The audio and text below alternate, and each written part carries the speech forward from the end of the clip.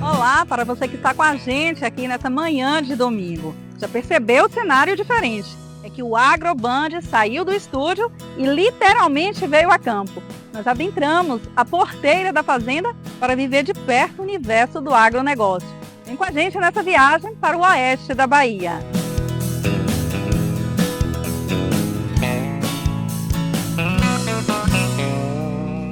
A Bahia sediou a 19ª edição do Encontro Nacional do Sistema Plantio Direto, evento que acontece a cada 2 anos e reúne cientistas e produtores rurais para debaterem a agricultura regenerativa. Essa é a primeira vez que o evento acontece na região nordeste do Brasil. E Luiz Eduardo Magalhães, aqui no oeste da Bahia, berço dessa prática conservacionista no estado, foi o município escolhido para sediar esse tão importante encontro. Durante 3 dias, produtores rurais, pesquisadores, cientistas, alunos e professores de áreas agrárias assistiram a palestras e painéis sobre agricultura sustentável. Para nós é uma honra receber esse seminário, esse encontro de plantio direto aqui na nossa região, porque é o futuro do nosso agro, realmente são práticas conservacionistas, são práticas que realmente aumentam a eficiência. Então aqui a gente está tendo uma aula fantástica com especialistas até não só nacionais, mas internacionais, e isso vai fazer diferença para o produtor rural que veio para cá sedento de novos conhecimentos e de novas tecnologias. Em 19 anos, esta foi a primeira vez que o encontro aconteceu fora do eixo sul e sudeste e teve o empenho da vice-presidente da FAEB, a Federação da Agricultura e Pecuária do Estado da Bahia, a produtora rural Carminha Mício, para trazer as discussões para o território baiano. Na verdade, quando eu, como agricultora, e mais algum grupo de pessoas participamos do 18º encontro de plantio direto sobre palhada na Foz do Iguaçu, nós percebemos que seria de tamanha relevância trazer isso para a nossa região, pois nosso solo é bastante arenoso e é para essas regiões que esse tipo de trabalho se torna cada vez mais importante. Então foi lá que a gente percebeu e votou para que viesse para cá. E eu agradeço muito, porque naquele dia, quando liguei para o nosso presidente da Federação da Agricultura, Humberto Miranda, sem pestanejar, ele nos autorizou a tomar a decisão, junto com outros membros da Federação de Plantio Direto, como Pradella, e sim votar para que o evento viesse para cá. Um evento desse não tem como não transformar uma região. Nós já tivemos aqui em 2002 um evento que era do Cerrado, realizado pela APDC, que é a Associação Plantio Direto no Cerrado, e após esse evento nós tivemos um crescimento muito grande da área. Então esse que é um evento nacional, com certeza nós teremos aqui resultados positivos nas propriedades e não só nas propriedades, haja vista que nós temos muitos outros profissionais de outras áreas, de outros setores também buscando conhecimento nesse 19º encontro de plantio direto. Além de toda a teoria, os participantes literalmente vieram a campo para ver na prática como funciona o sistema radicular das plantas cultivadas sob o plantio direto na palha. Estamos vendo um feedback muito positivo por parte dos produtores, dos patrocinadores, do público em geral, e percebemos que o pessoal está ávido mesmo por informações, ciência, tecnologia e prática. Estamos aqui hoje na prática, aqui no campo, e isso então está complementando aquilo que a gente viu na plenária, que é o aspecto mais, digamos, teórico, e aqui estamos comprovando o que acontece no campo. Quando se fala em agricultura sustentável, é impossível não pensar no sistema plantio direto, método mais conservacionista de se trabalhar a terra para a atividade agrícola. Ele consiste em um conjunto de práticas e manejos que vão desde o não revolvimento do solo até a sua cobertura com palhada. Medidas simples, mas que ajudam a conservar a saúde do principal patrimônio do produtor rural, a terra. O agricultor ele tem um carinho imenso com o solo, porque o solo é o principal patrimônio dele. Aliás, é patrimônio dele enquanto ele vive, porque depois passa para outro. Então a gente está pegando emprestado das gerações futuras. E isso é muito importante, que o agricultor ele não vai fazer nada que vai prejudicar. Ele não vai usar defensivos a mais que ele não precisa. Ele não vai fazer preparo de solo a mais do que ele precisa. Ele vai cuidar muito para ter essa perenidade do negócio dele e dos negócios futuros que venham nas próximas gerações. Além de melhorar significativamente a qualidade do solo, o sistema plantio direto também interfere na qualidade da água e do ar, bom para o meio ambiente e também para o produtor rural, que registra maior produtividade com redução dos custos de produção e aumento da rentabilidade. O plantio direto ele é mais racional e mais econômico, porque ele ele dispensa o preparo de solo. Então, o preparo de solo é uma operação muito onerosa. Então, você troca o preparo de solo pela produção de plantas de serviço ou plantas de cobertura. Então, aí tu já gasta menos, né? E também você faz a tua lavoura com a metade das máquinas, porque você não preparando o solo, você ganha tempo no plantio e planta com certeza na melhor época e vai colher mais. Então, o colher mais é que é o grande salto que nós temos com essa tecnologia. É a chamada prática ambientalmente e economicamente sustentável, e que pode ser adotada por pequenos, médios e grandes produtores rurais em qualquer processo produtivo. A prática do plantio direto é o que existe mais sustentável na agricultura. É preciso usar essas práticas para você ter sustentabilidade no meio ambiente, sustentabilidade econômica e também social. No meio ambiente, porque você vai usar menos recursos naturais para produzir. Você vai plantar sobre cobertura. Então precisa, primeiro de tudo, produzir cobertura morta para esse sistema. O que faz a cobertura? A cobertura de solo, ela amortece a chuva quando ela é muito forte, fazendo com que a água não escorra e que ela penetre no solo ali mesmo onde ela caiu. Também a cobertura, ela vai fazer com que não haja evaporação muito grande dessa água, que ela fique no solo, uma reserva grande ali mesmo. Também ela é um fator de controle de temperatura. O solo não vai aquecer muito. Se é um solo limpo, um solo nu, com solo muito forte, até uma semente vai ter dificuldade para germinar. Então a temperatura é importante tanto para a germinação como para a manutenção das plantas nesse ambiente. Aliado à fertilização adequada e ao manejo integrado de pragas, o solo retém também mais nutrientes, o que resulta em um sistema radicular mais forte e uma lavoura mais saudável e produtiva. Essas coberturas, elas emitem raízes que vão até 2, 3, 4 metros de profundidade. Essas raízes, elas fazem também um preparo para que o solo não fique adensado, que ele possa receber mais água e armazenar mais água. E essa água, depois, a planta busca lá, porque quando a soja ou o milho é plantado em cima dessas áreas, a raiz dessas culturas ela também vai penetrar mais no solo. A raiz também vai fazer com que haja mais reciclagem de nutrientes, que é aí que vem realmente a sustentabilidade econômica, porque um nutriente que é extraído do solo e vem para a superfície, você pode usar menos adubação que a planta vai produzir da mesma forma. A primeira experiência com plantio direto que se tem registro no Brasil aconteceu em 1969, mas foi em 1972 que a prática começou a ser largamente estudada e difundida. No Brasil se pratica plantio direto há mais de 40 anos. É claro que começou isso no sul, então o sul é até mais fácil porque você tem chuva o ano todo para produzir cobertura de solo, para produzir plantas de serviço, que essas plantas que vão ajudar a melhorar o solo. Nas regiões de cerrado, há menos tempo, mas é muito utilizado. Tá?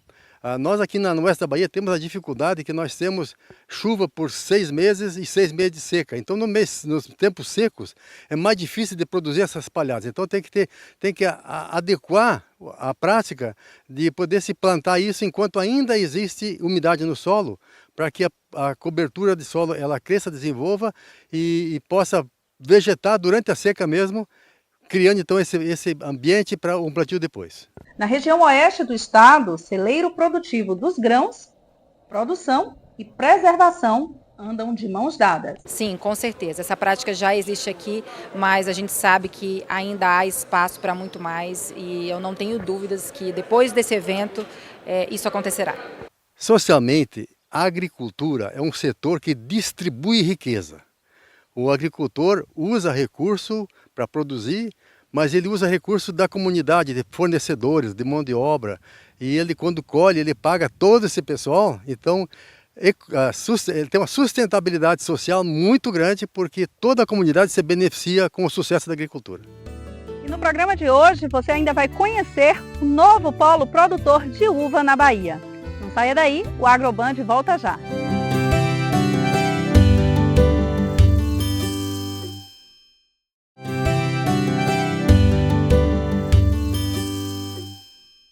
Em votação, na última quarta-feira, a Câmara dos Deputados votou a reforma tributária e acrescentou carnes, peixes, queijos, além do sal na cesta básica, aumentando assim a lista de produtos com alíquota zero.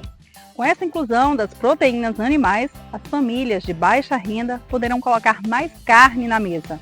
Bom também para os consumidores e para aqueles que praticam a atividade pecuarista, que se torna mais rentável. E hoje é dia do quadro Ponto de Vista, que a cada edição traz a opinião de um dos nossos especialistas. Vamos conferir.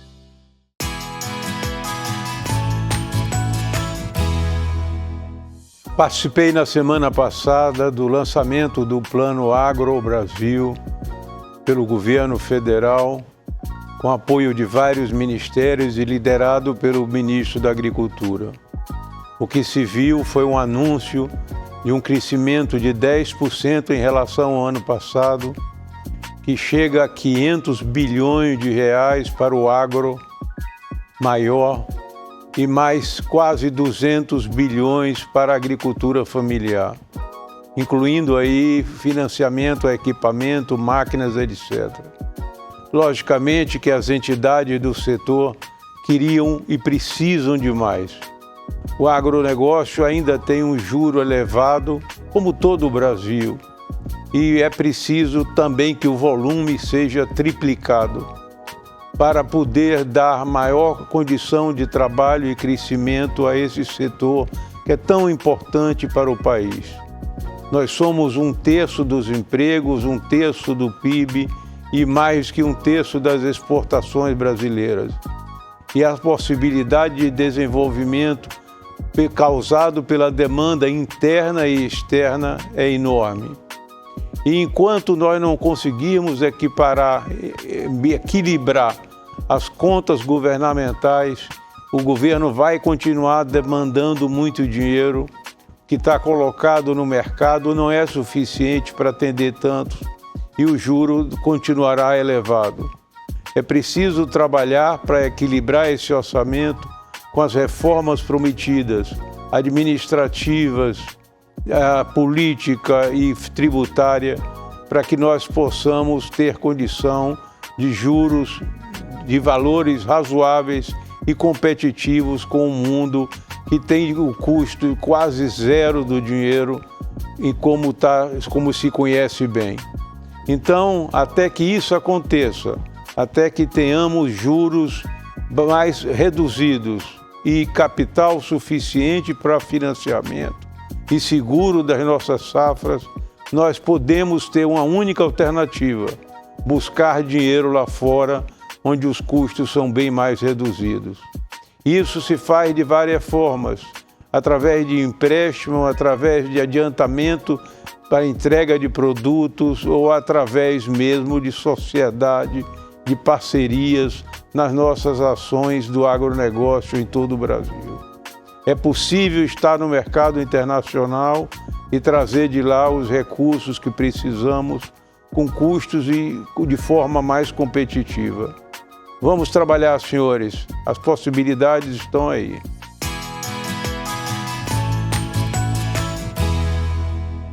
Além das discussões sobre sustentabilidade no agronegócio, o 19º Encontro Nacional do Sistema Plantio Direto foi palco de homenagens a personalidades que têm contribuído para uma atividade com menos impactos aos recursos naturais. Uma dessas personalidades é o empresário baiano José Cláudio Oliveira, que recebeu o mérito o conservacionista, um reconhecimento ao seu trabalho de pesquisa sobre bioprodutos na busca pela sustentabilidade no campo. Zé Cláudio disputou com outros nomes que também atuam na busca por uma agricultura mais equilibrada em todo o país e teve o seu nome escolhido por unanimidade. Quando eu estudei agronomia, a ciência do solo era dividida em a parte química e física do solo. E a gente ficou muitos anos se dedicando a corrigir com fertilizantes químicos, com arações, né, o solo, né? E daí, nesse interim, começou a surgir o plantio direto. Já existia no Paraná, mas na nossa região falando, né? E a gente viu a importância para manter os solos saudáveis e produtivos, né? Desde a palhada e a novidade, os micro-organismos do solo. E nesse interim, a JCO, através de suas pesquisas, tem produzido uma série de micro-organismos, né, que devolvem a saúde do solo, regeneram o solo, né? E esse tem sido o nosso grande objetivo na conservação da biologia do solo. Então, eu me considero conservacionista da qualidade do solo. Esse título, quando eu recebi, minhas filhas estavam juntas, eu me emocionei, porque não esperava, e foi um título dado a nível nacional por pessoas, a maioria não me conhecia, não sei por nome. Então eu fiquei muito orgulhoso e isso nos incentiva a continuar nessa estrada, né? E devagarinho passando para os outros, né? Mas eu fiquei muito orgulhoso. E no programa de hoje você ainda vai conhecer o novo polo produtor de uva na Bahia. Localizada no município de Jussara, na região de Irecê, a Fazenda Jussara Agro é uma das pioneiras no cultivo de uva na região. Você imagina você ser pioneiro em um tipo de agricultura, como é a uva, porque a uva ela é extremamente artesanal, não é igual, vamos dizer, plantar uma cebola, você precisa de pouca gente por hectare, aqui não, você precisa de muita gente por hectare, então foi um trabalho assim muito melindroso, que teve que trazer gente lá para cá, para ensinar.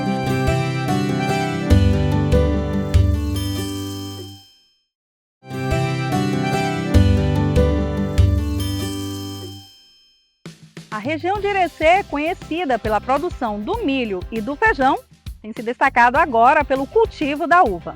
Mas não é a mesma variedade de uva cultivada em Juazeiro, no norte do estado. É que a uva de Jussara contém mais açúcar do que a maioria disponível no mercado. Localizada no município de Jussara, na região de Irecê, a Fazenda Jussara Agro é uma das pioneiras no cultivo de uva na região. Você imagina você ser pioneiro em um tipo de agricultura, como é a uva, porque a uva ela é extremamente artesanal, não é igual, vamos dizer, plantar uma cebola, que você precisa de pouca gente por hectare, aqui não, você precisa de muita gente por hectare, então foi um trabalho assim muito melindroso, que teve que trazer gente lá para cá, para ensinar. Você imagine o processo de raleio de um cacho de uva, você tem que fazer em todos os cachos. Você considerar que um hectare hoje, aqui por exemplo eu tenho de 1.600 a 2.000 plantas por hectare. Cada planta dessa a gente deixa 70 cachos mais ou menos, 60, 70, 80 cachos por planta. E a pessoa tem que ralear cacho por cacho. Você imagina como é uma coisa bem artesanal. E aí, ou seja, é muito trabalhoso, mas isso gera também bastante emprego, né? A produção aqui guarda algumas diferenças com relação à uva do Vale do São Francisco. Juazeiro, com 90 a 100 dias lá, eles tiram uva normalmente com 16, 17, 18 de Brix. É normalmente isso, para que a uva possa ter uma consistência maior, até no transporte, a permanência, né? Mais tempo de prateleira também.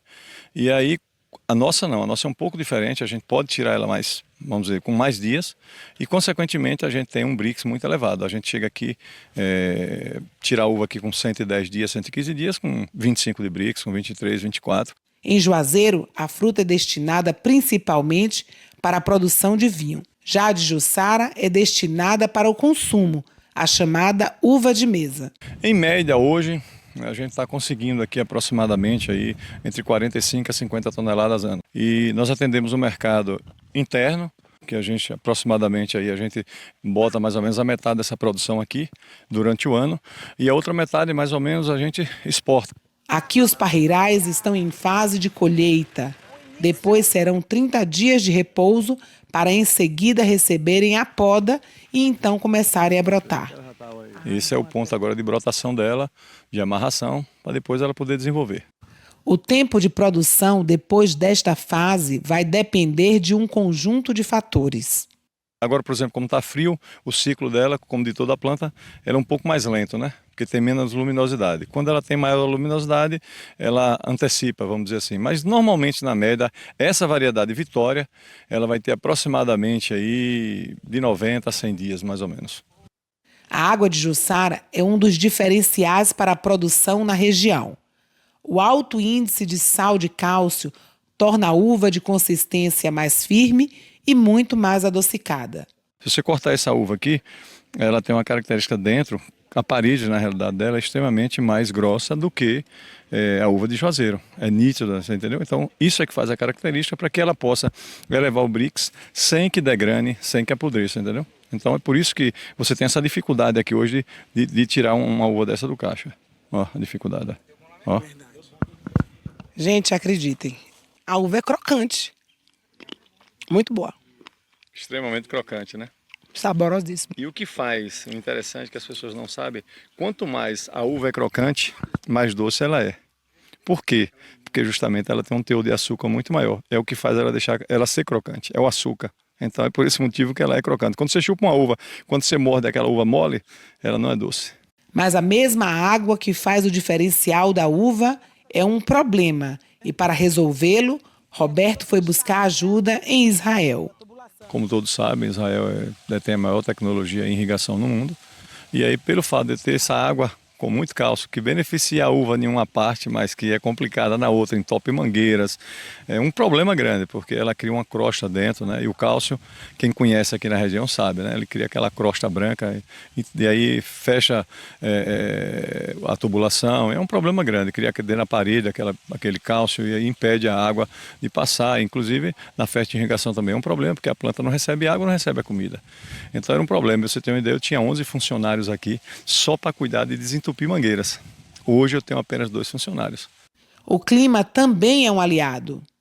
A característica hoje que nós temos aqui em Jussara, ela é outro fator importante em relação ao vale, porque o vale, apesar de ser também semiárido, mas o vale tem algumas particularidades que nós não temos aqui. A umidade lá é maior. Por que é maior? Porque tem um rio, tem o lago de Sobradinho que é muito grande, gigante, né?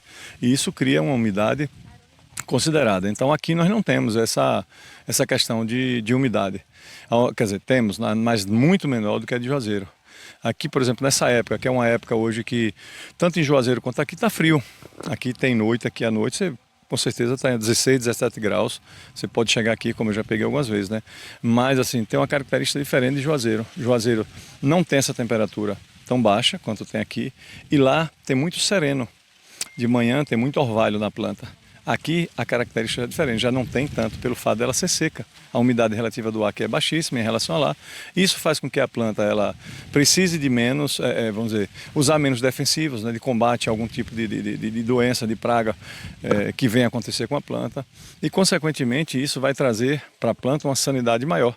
E aí isso traz para o fruto, porque quanto menos produto que você vem aplicar para combater algum tipo de praga ou algum tipo de problema que venha acontecer com a planta, consequentemente essa planta vai estar mais sadia. E aí isso reflete em um fruto.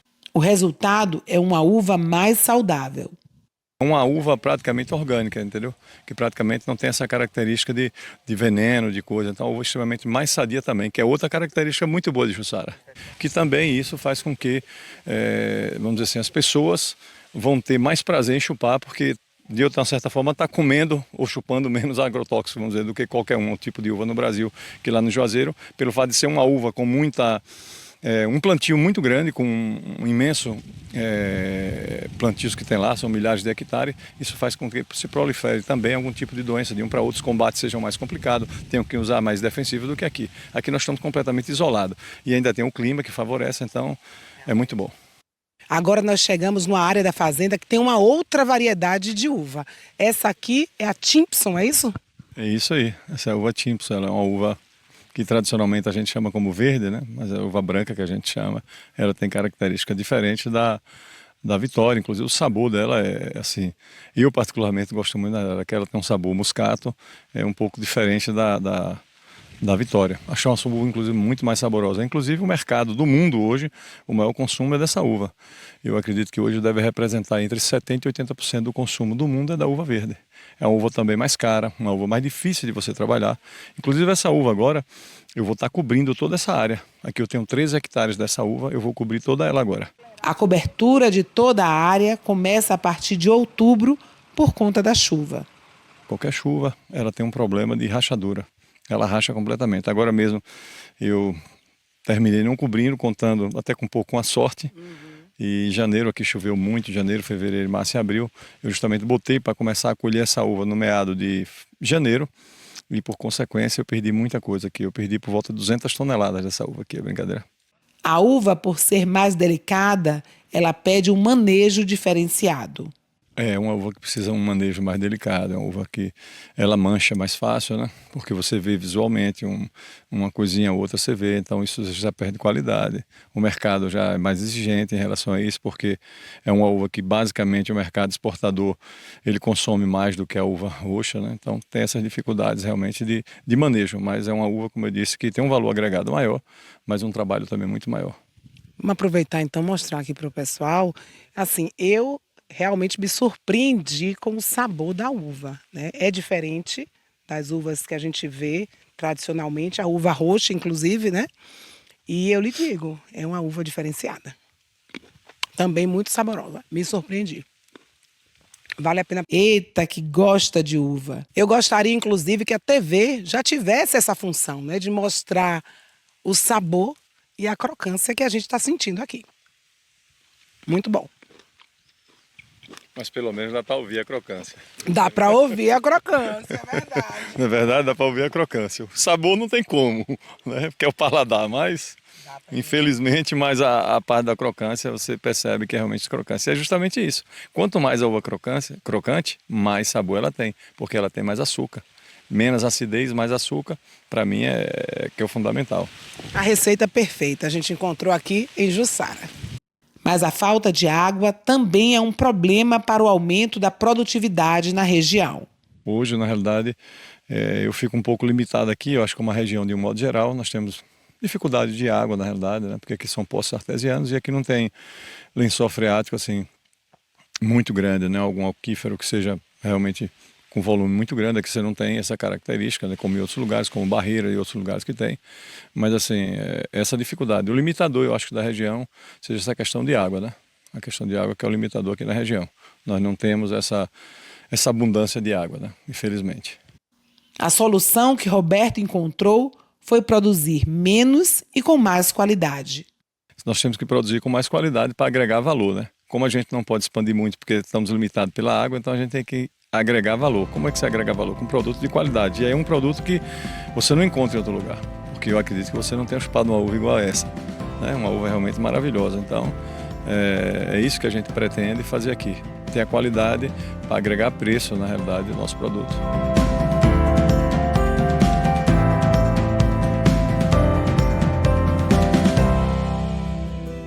O Agroband de hoje fica por aqui. Eu espero que você tenha gostado de embarcar com a gente nesta viagem para o oeste da Bahia.